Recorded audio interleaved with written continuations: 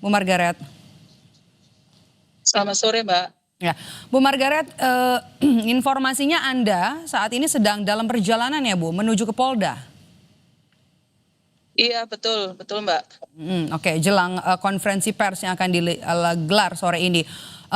Ibu, apa informasi yang paling terbaru dari hasil pendalaman KPI dalam kasus ini, Bu? Kalau berkaitan dengan pendalaman, kaitannya dengan motif, kaitannya dengan bagaimana kemudian aksi ini bisa dilakukan oleh anak terduga pelaku, saya kira itu lebih menjadi kewenangan dari pihak kepolisian ya, Mbak. Mhm. Jadi kami betul-betul apa namanya memberikan ruang penuh kepada pihak kepolisian. Kami hanya memastikan bahwa karena anak terduga pelaku ini masih berusia anak, tentu seluruh proses dan tahapan ini tentu harus memiliki perspektif anak dan tentu juga harus merujuk kepada peraturan perundangan yang ada, yaitu Undang-Undang Perlindungan Anak dan juga Undang-Undang Sistem Peradilan Pidana Anak, karena tentu anak terduga pelaku ini masuk dalam kategori anak berhadapan dengan hukum. Begitu sih, Mbak. Oke. Kalau yang selain di luar anak terduga pelaku, tentu KPAI memastikan bahwa anak-anak yang menjadi korban dari peristiwa ledakan kemarin itu mendapatkan pemenuhan kaitannya dengan penanganan medis bagi anak-anak yang mengalami luka dan tentu pendampingan psikologis kepada seluruh anak di sekolah SMKN 72, tidak hanya terbatas pada anak-anak korban yang mengalami luka. Dan alhamdulillah kemarin KPAI juga sudah melakukan pengawasan secara langsung ke sekolah, kemudian ketiga rumah sakit yang masih ada anak yang dirawat di sana. Dan alhamdulillah proses pendampingan psikologis kemarin juga sudah dilangsungkan di hari Senin kepada seluruh anak, kepada orang tua, dan juga kepada para guru secara offline. Kalau kepada anak dan orang tua dilakukan secara online, dan juga melibatkan anak-anak yang dirawat di rumah sakit, meskipun sebagian yang sedang pada saat itu dilakukan tindakan tidak bisa mengikuti pendampingan psikologis secara daring.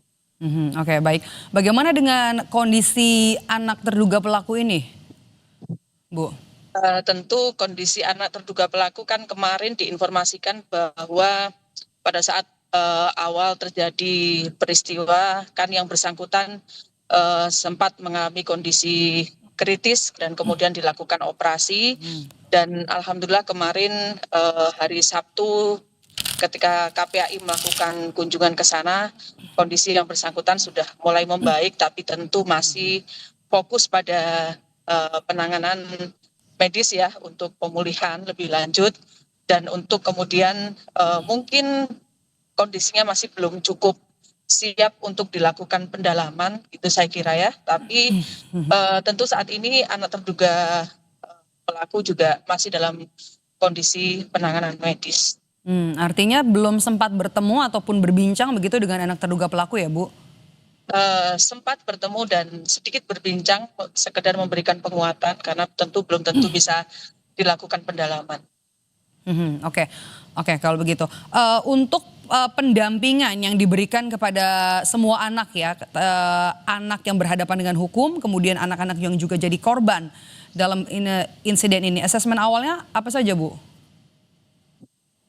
Tentu yang pertama ya, sebenarnya kan proses sampai dilakukan aktivitas dan giat pendampingan psikologis pada hari Senin itu juga berdasarkan dari hasil rapat koordinasi yang digelar oleh dinas di Pemprov DKI dengan melibatkan ada KPPA di sana, ada Kemendikbudristek, ada juga KPAI, bahkan Bu Menteri PPPA juga sempat memberikan arahan pada saat rapat koordinasi di situ, yang intinya bahwa semua berharap kegiatan belajar segera bisa dilangsungkan tentu, tapi dalam kondisi yang belum bisa seperti pada saat normal karena masih dalam situasi darurat, dan yang urgen kemudian adalah memberikan pendampingan psikologis, maka kemudian diputuskan hari Senin itu dilakukan proses pendampingan psikologis yang tentu itu dilakukan oleh pihak-pihak yang berkompeten dalam hal ini ya. Dan informasinya kemarin HIMSI, kemudian juga saya sempat juga bertanya kepada anak-anak yang masih dirawat di rumah sakit. Pendampingan psikologis juga dilakukan secara langsung oleh psikolog dari Polri, kemudian juga dari BPA Provinsi DKI Jakarta juga ikut menjadi bagian. Dan kemarin memang baru dilaksanakan secara daring, dan pada anak yang memang memerlukan pendampingan lebih khusus dibuka ruang untuk bisa meminta pendampingan psikologis secara khusus. Oke, tapi asesmen awal Bu yang dilakukan oleh KPAI terhadap anak-anak yang jadi korban ini hasilnya apa Bu? Mereka mengalami trauma kah atau belum bisa diajak bicara kah setelah insiden ini?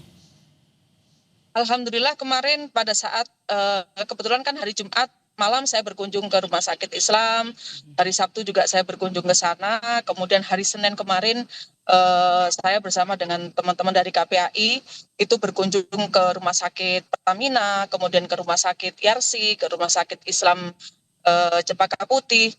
Alhamdulillah menurut saya anak-anak ini mengalami perkembangan yang luar biasa ya, secara fisik kondisinya sebagian besar itu sudah membaik gitu ya. Kalau di Rumah Sakit Yarsi itu hampir semuanya mengalami gangguan pendengaran, tapi kalau secara fisik itu bisa dikatakan baik. Kemudian di Rumah Sakit Pertamina Jaya juga sama. Kemudian di rumah sakit yang agak berat memang di Rumah Sakit Islam. Nah, kalau kami berbincang-bincang dengan anak-anak, ya alhamdulillah anak-anak cukup cukup happy kalau saya lihat, dalam artian tidak seperti sedang susah dan lain sebagainya. Kami sempat bertanya apakah bisa makan, apakah bisa tidur. Bahkan pada saat saya berkunjung di Rumah Sakit Yarsi itu ada anak yang sebenarnya kamarnya nggak di situ, tapi dia sudah sudah mulai ngumpul-ngumpul dengan teman-temannya. Ya, ini menunjukkan juga saya kira perkembangan psikologis yang luar biasa, meskipun ada satu dua lah yang masih masih pendiam gitu, tapi ketika ditanya mengaku bisa tidur dan bisa makan. Artinya ada perkembangan signifikan ya Bu ya? Cukup signifikan, dan saya kira juga orang tua cukup membantu ya proses ini selain penanganan medis. Ya, ini memang melibatkan banyak pihak ya Bu. Oke, soal gangguan pendengaran tadi yang dialami oleh mayoritas korban dalam insiden ledakan di SMA Negeri 72 Jakarta ini, apakah ini kemudian berdampak pada psikologis korban? Seperti yang tadi saya sampaikan, anak-anak sih kelihatan lebih banyak yang sudah ceria ya, dan mereka mengaku ada perubahan perkembangan ke arah yang lebih baik. Misalnya awalnya agak sulit, kemudian sudah mulai bisa mendengar dengan lebih baik ketimbang dari hari Jumat pertama kali mereka dibawa. Dan di Rumah Sakit Yarsi yang tadinya ada 14 anak yang dirawat, kemarin pada saat kunjungan terakhir di hari Senin bertambah ada 5 anak yang mengakses pelayanan medis di sana, dan 3 orang kemudian dirawat inap. Jadi total sekarang ada 17. Oke. KPAI sendiri punya informasi Bu soal siapa-siapa saja saksi yang diperiksa untuk pengusutan kasus ledakan ini? Belum, kami tidak. Ya, kami seperti yang tadi saya bilang itu menyerahkan sepenuhnya kepada pihak kepolisian ya. Artinya untuk saksi-saksi yang diperiksa ini termasuk mungkin ada anak tidak berkoordinasi atau berkoordinasi seperti apa dengan KPAI? Belum ada koordinasi terkait dengan itu. Tapi kemarin ketika kami berkunjung ke sekolah ya, kami sempat bertemu dengan guru.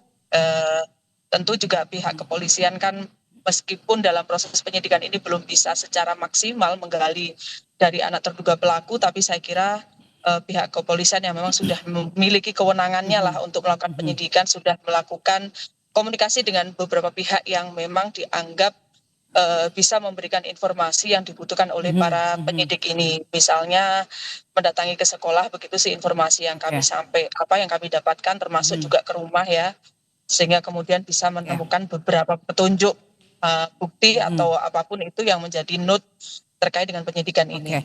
Ibu terakhir Bu, Ibu saat ini sedang menuju ya dalam perjalanan menuju ke Polda Metro Jaya untuk bergabung nanti dalam konferensi pers yang digelar oleh Polda Metro Jaya. Informasinya selain KPAI dan juga polisi, siapa lagi yang dilibatkan dalam konferensi pers sore ini? Nah itu Mbak, saya mohon maaf sangat saya tidak mendapatkan informasi selain KPAI siapa yang diundang di dalam konferensi pers ini. Oke, baik.